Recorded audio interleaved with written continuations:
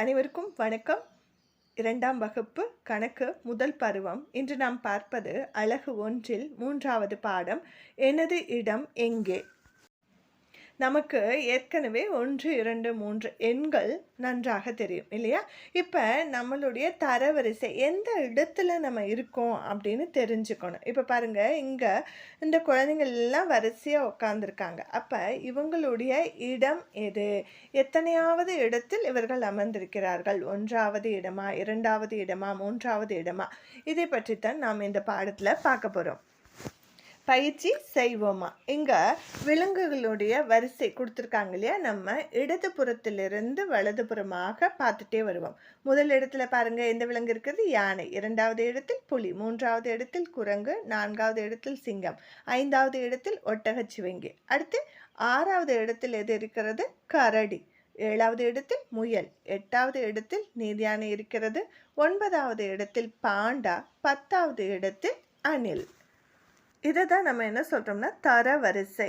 எந்த இடத்தில் இருக்கிறது, எத்தனையாவது இடத்தில் இருக்கிறது என்பதைத்தான் பார்க்கிறோம். இப்பொழுது நாம் விலங்குகளுடன் அவற்றின் தரவரிசை எண்களை பொருத்துவோம். 3வது இடத்தில் இருப்பது எது? மேலே உள்ள படத்தை கவனியுங்கள்.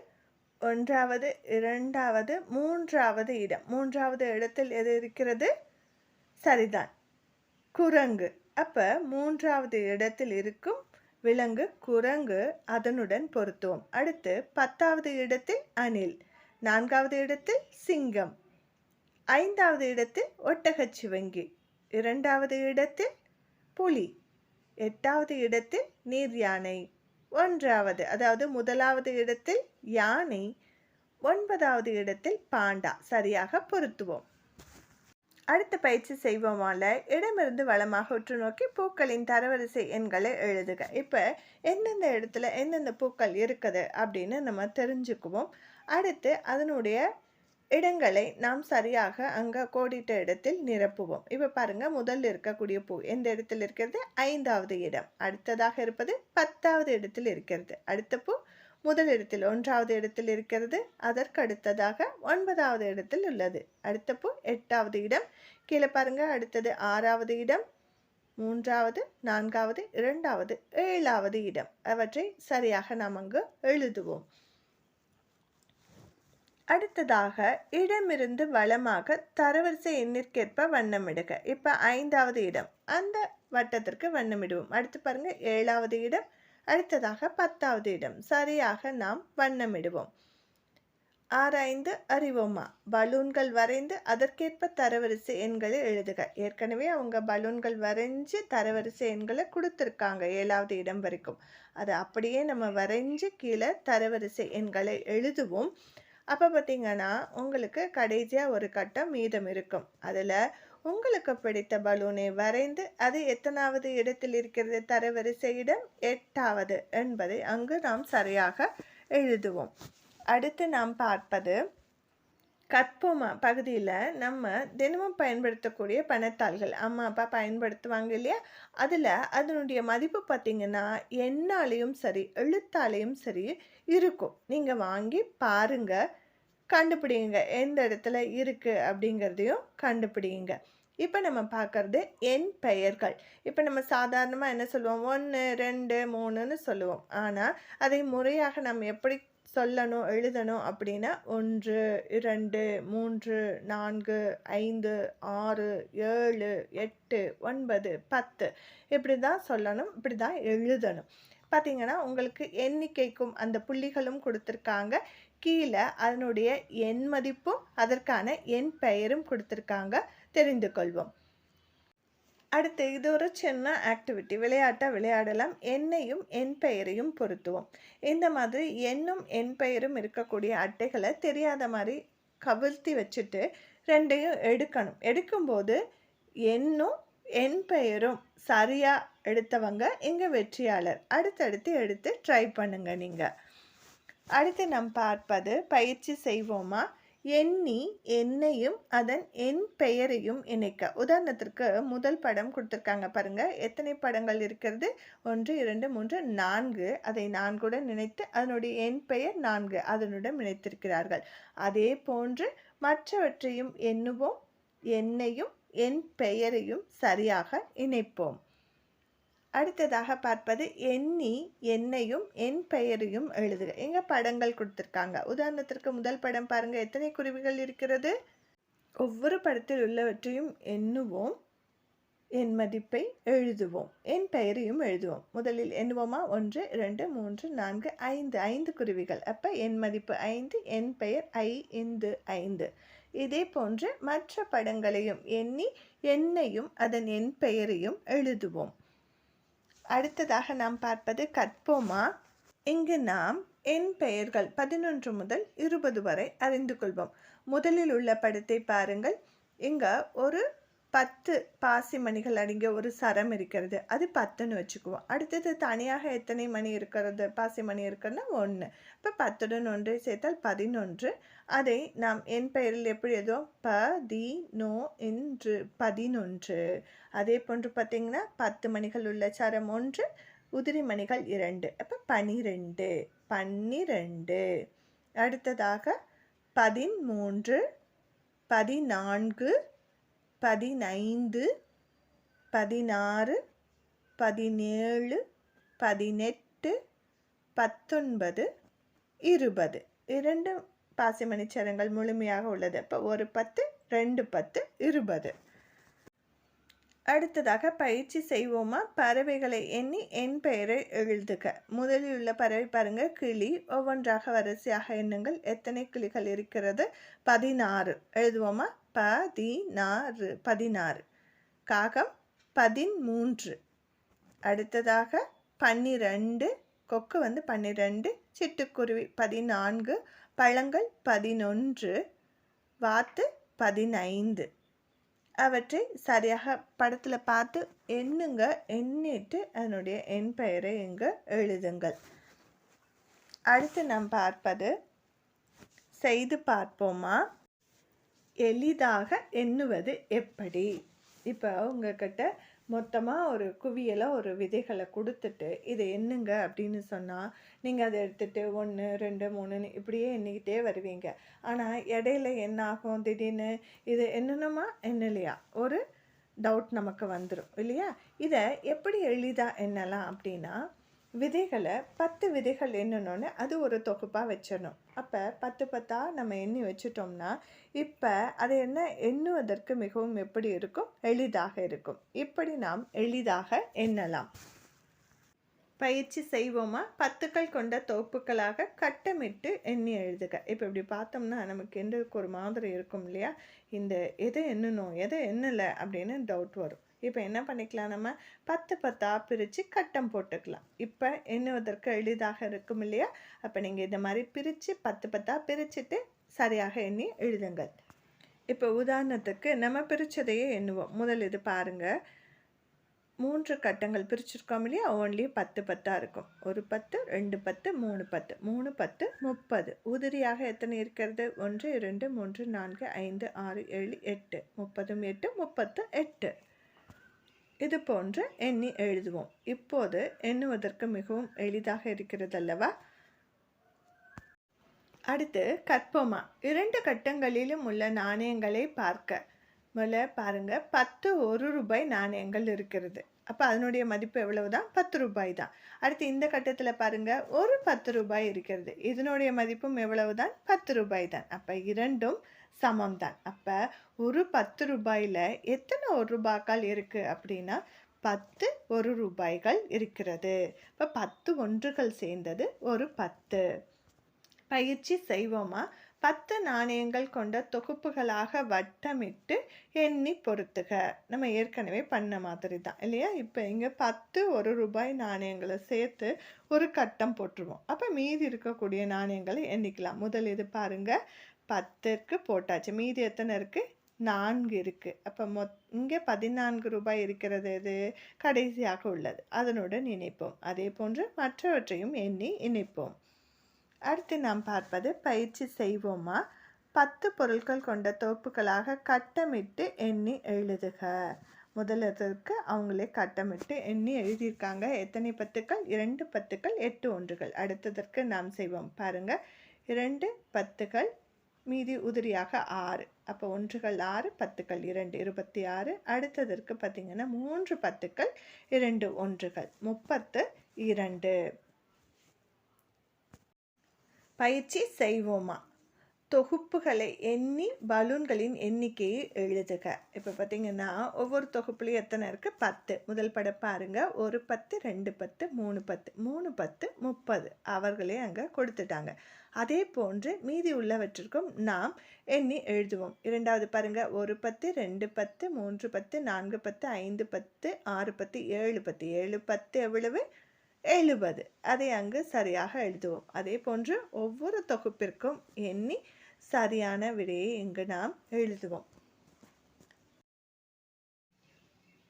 அடுத்ததாக சரியான விடையை டிக் செய்க. முதல் வினா பாருங்க. உங்களுக்கு எத்தனை பற்கள் உள்ளன? எண்ணி பார்த்தீங்களா? உங்களுக்கு எத்தனை பற்கள்?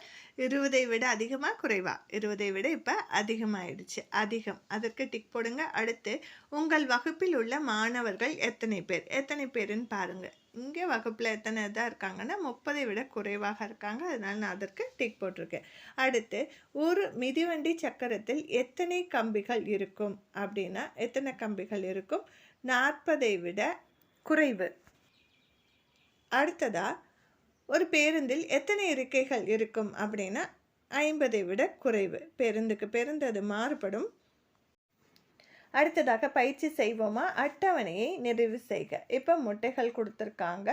இப்போ ஒவ்வொரு அட்டையிலையும் எத்தனை முட்டைகள்? 10 முட்டைகள் இருக்கும். அப்போ 10கள் தனியாக 1கள் தனியாக எழுதி சேர்த்து எழுதுவோம். இப்போ பாருங்கள். முதல் இது 5 10கள் இருக்கிறது. அங்கே போட்டாச்சு. 1கள் எத்தனை இருக்கிறது? 1. அப்போ 5 10கள் எவ்வளவு? 50 கூட்டல் எத்தனை 1கள்? 1. அப்போ 50 கூட்டல் 1 51. அதே போன்று மற்றவற்றிற்கும் எண்ணி சரியாக எழுதுவோம்.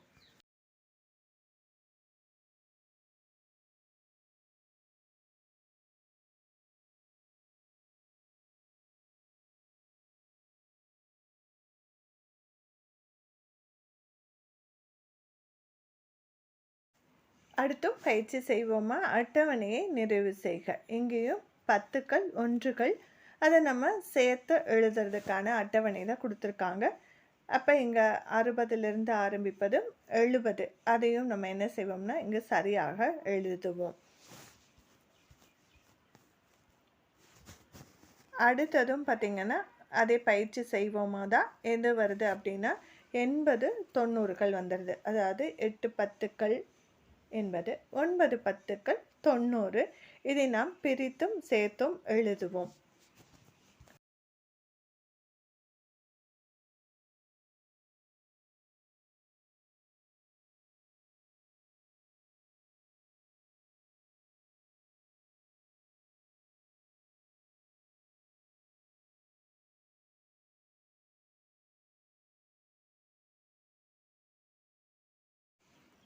அடுத்ததாக பயிற்சி செய்வோமா? எண்ணி எழுதுக. இங்கேயும் என்னன்னு பார்த்தீங்கன்னா அந்த தொகுப்பில் எத்தனை இருக்கும்? 10 இருக்கும். எத்தனை தொகுப்புகள்? 3 தொகுப்புகள். அப்போ 10களில் 3. 1களில் என்னன்னோம்னா எத்தனை 1கள் இருக்கிறது? 8. 3 10கள் 8 1கள் சேர்ந்தது 38. அதே போன்று அடுத்த கணக்குக்கும் வாங்க. எத்தனை 10கள்? 4 10கள் 1கள் 2. அப்போ 42. அடுத்ததாக 5 10கள் 1களில் 5 1கள் 55.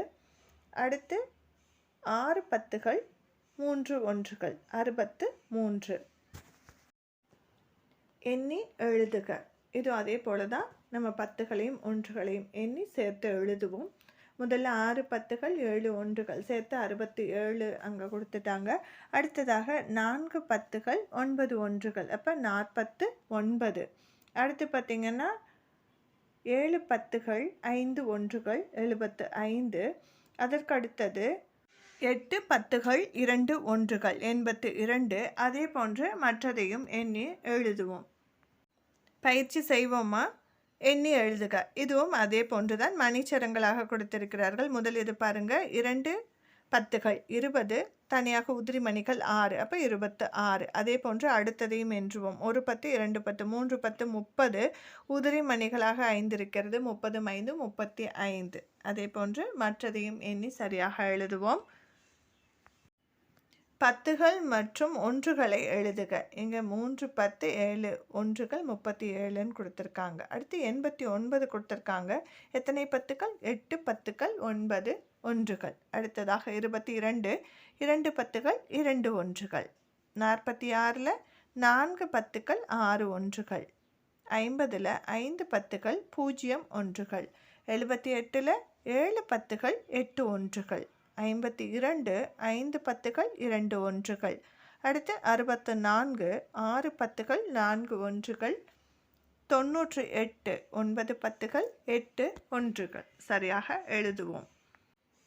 செய்து பார்ப்போமா. நம்ம பத்துக்கள் எண் அட்டையும் ஒன்றுகள் எண் அட்டையும் எடுத்துக்குவோம். இப்போ 2 குழந்தைங்க இருக்காங்கன்னா ஒரு குழந்தை கையில் பத்துக்கள் எண் அட்டை. இப்போ உதாரணத்துக்கு அந்த பொண்ணு கையில் பாருங்கள் 70 அப்படிங்கிற பத்துக்கள் எண் அட்டை இருக்குது. அடுத்து அந்த பையன் கையில் பார்த்திங்கன்னா 8 அப்படிங்கிற ஒன்றுகள் எண் அட்டை இருக்குது. இப்போ அந்த 70 மேலே 0 இருக்கிற இடத்துல 8 வைத்தோம்னா இப்போ அந்த எண் என்னவாயிருச்சு? ஈரிலக்க எண் 78. இந்த மாதிரி என்ன செய்யலான்னா செயல்பாட்டின் மூலம் செய்து பார்த்து கற்கலாம். பயிற்சி செய்வோமா. கொடுக்கப்பட்டுள்ள எண் அட்டைகளை பயன்படுத்தி ஈரிலக்க எண்களை உருவாக்குக. முதலில் கொடுத்துருக்காங்க பாருங்கள் 37 37. அடுத்து பாருங்கள் 52 என்ன வரும்? 52.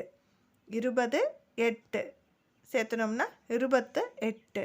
70 5 75. 40 6 46. 80 1 81. 90 4 94. 60 9 69. அடிக்கோடிட்ட இலக்கத்தின் இடமதிப்பை எழுதுக. இப்போ பாருங்கள் 53 எதற்கு அடிக்கோடிட்டிருக்காங்க? 3க்கு. அப்போ எப்போவுமே நம்ம இந்த பக்கம் இருந்ததுன்னு போவோம். ஒன்றுகள் அதற்கு அடுத்து தான் பத்துகள் வரும். அப்போ மூன்றுகள் வந்து எந்த இடத்தில் இருக்கிறது அப்படின்னா ஒன்றுகள் இடத்தில் இருக்கிறது. அப்போ 3 ஒன்றுகள். அடுத்ததில் பார்த்திங்கன்னா எதற்கு கீழே அடிக்கோடிட்டிருக்காங்க? 7க்கு கீழே அடிக்கோடு போட்டிருக்காங்க. அப்போ அது எந்த இடம்? பத்துகள் இடம். அப்போ என்னென்னு எழுதுவோம்? 7 பத்துகள். அடுத்ததுக்கு வாங்க 4. இது எந்த இடம்? பத்துகளுக்கான இடம். 4 பத்துகள். அடுத்ததாக கீழே பாருங்கள் அதே 4 தான், ஆனால் இடம் மாறி இருக்குது. அந்த 4 எந்த இடத்துல இருக்குது? ஒன்றுகள் இடத்துல இருக்குது. அதனால் இங்கே 4 ஒன்றுகள். அடுத்ததாக 6 ஒன்றுகள். 3 பத்துகள். 1 பத்துகள். 9 ஒன்றுகள். இங்கே இந்த பக்கம் வாங்க 31 ஒன்றுக்கு கீழே அடிக்கோடிட்டிருக்காங்க. அப்போ 1 ஒன்றுகள். 8 பத்துகள். இங்கே 8, ஆனால் இந்த 8 எந்த இடத்துல இருக்குது? 1ஆம் இடத்துல இருக்குது. அதனால் இங்கே என்னென்னு போடணும்? 8 ஒன்றுகள். 9 பத்துகள். 7 ஒன்றுகள். 2 பத்துகள். 5 ஒன்றுகள். 9 பத்துகள். எண்கள் அதே இதுதான், ஆனால் அது எந்த இடத்துல இருக்குது அப்படிங்கிறத பொறுத்து அதனுடைய இடமதிப்பு மாறுபடும். பயிற்சி செய்வோமா. பின்வருவனவற்றை நிறைவு செய்க. எண் அட்டைகள் எண் கொடுத்துருக்காங்க. பத்துகள் இது வந்து ஒன்றுகள். அப்போ 5 பத்துகள் 7 ஒன்றுகள் 57. அடுத்ததை நாம் எழுதுவோம். எத்தனை பத்துகள் இருக்கிறது? 6 பத்துகள். எத்தனை ஒன்றுகள்? 5 ஒன்றுகள். அப்போ என்ன வரும்? 65. அதே போன்று மற்றவற்றிற்கும் சரியாக எழுதுவோம். எண்களுக்கு ஏற்ப எண் அட்டைகளை வண்ணமிடுக. இப்போ எண் கொடுத்துருக்காங்க பாருங்கள் 35. அப்போ 3 பத்துகளுக்கு வண்ணம் பொட்டிட்டோம். அடுத்து கீழே 5 ஒன்றுகளுக்கு. அப்போ 35. அடுத்த எண் என்ன கொடுத்துருக்காங்க? 76. அப்போ பத்துகளில் எத்தனை பத்துகளுக்கு வண்ணம் தீட்டணும்? நம்ம 7 பத்துகள். ஒன்றுகளில் 6 ஒன்றுகள். அப்போ 76. அதே போன்று 89. அப்போ 8 பத்துகள். 9 ஒன்றுகள். அடுத்ததாக 94. அப்போ 9 பத்துகள். 4 ஒன்றுகள். வண்ணமிடுவோம். பயிற்சி செய்வோமா. எண் அட்டவணையை நிறைவு செய்க. அதாவது 1 முதல் 99 வரை எண்கள் நாம் ஏற்கனவே அறிந்திருக்கிறோம். அவற்றை இங்கு சரியாக கட்டங்களில் எழுதி நிரப்புவோம். 1 முதல் 99 வரை. ஆராய்ந்து அறிவோமா. கோடிட்ட இடங்களை நிரப்புக. இப்போ முதல் கணக்கு பாருங்கள். 85 என்ற எண்ணில் எத்தனை பத்துகள் உள்ளன? 8 பத்துகள். அதே போன்று 62 என்ற எண்ணில் 6 பத்துகள் உள்ளன. 79 என்ற எண்ணில் எத்தனை ஒன்றுகள்? 9 ஒன்றுகள் உள்ளன. அடுத்து பாருங்கள் 28 என்ற எண்ணில் 8 ஒன்றுகள் உள்ளன. இப்போ 95 என்ற எண்ணில் 9 10கள் மற்றும் 5 ஒன்றுகள் உள்ளன. 16 என்ற எண்ணில் 1 10 மற்றும் 6 ஒன்றுகள் உள்ளன. அடுத்ததாக நம் கற்றல் பயணத்திற்கு வந்துவிட்டோம். பின்வரும் வினாக்களுக்கு விடையளிக்க.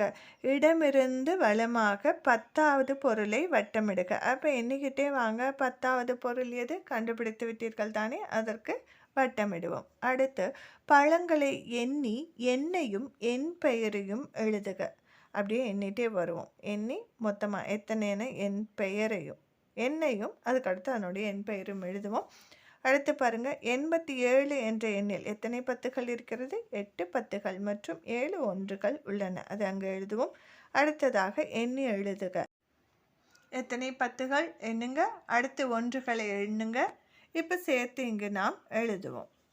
அடுத்தது பின்வரும் எண் அட்டைகளால் உருவாகும் எண்ணை எழுதுக. இங்கு அதே போல தான். எத்தனை 10கள் எண்ணுங்க, எத்தனை ஒன்றுகள் எண்ணுங்க, சேர்த்து இங்கு நாம் எழுதுவோம். நான் கற்றவை தரவரிசை எண்களை அறிதல். 1 முதல் 10 வரை நமக்கு தெரியும் தானே.